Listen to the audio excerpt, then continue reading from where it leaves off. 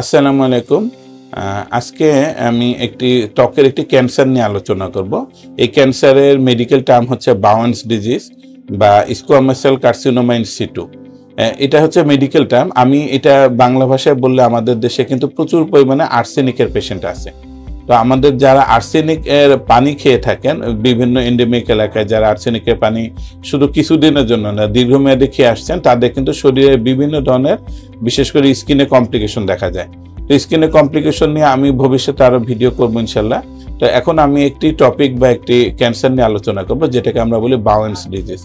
আর্সেনিকের পেশেন্টদের ক্ষেত্রে বাউয়েন্স ডিজিজ হওয়ার খুবই বেশি প্রবণতা, যেটাকে আমরা ক্রনিক আর্সেনিকোসিস বলি।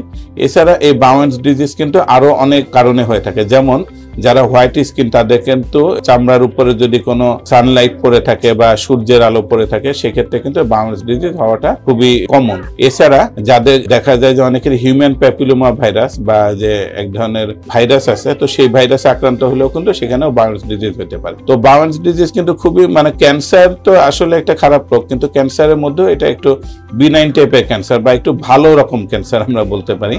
তো সেই ক্ষেত্রে ভালো রকম ক্যান্সার বলছি কি জন্য, এই বাউয়েন্স ডিজিজটাকে ম্যালিগনেন্ট ট্রান্সফরমেশন বা ম্যালিগনেন্ট ক্যান্সার হওয়ার চান্স শতকরা মাত্র 5%। তো এই 5% হলেও এই রোগের ক্ষেত্রে কিন্তু কোনো হেলাফেলা করার সুযোগ নেই।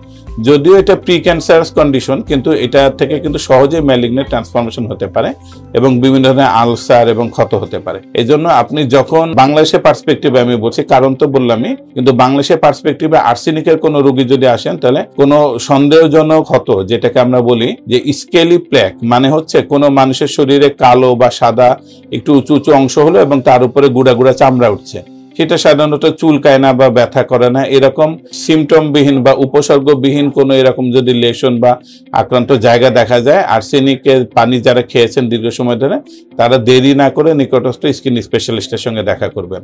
এবং এই বাউয়েন্স ডিজিজ ডায়াগনোসিস করার একবারে গোল্ড স্ট্যান্ডার্ড বা বেস্ট মাধ্যম হচ্ছে যে হিস্টোপ্যাথোলজি করা। চামড়া কেটে আমরা বায়োপসি করে এটাকে হিস্টোপ্যাথোলজিতে দিলে বোঝা যাবে যে এটা বিনাইন কন্ডিশন না ম্যালিগনেন্ট কন্ডিশন।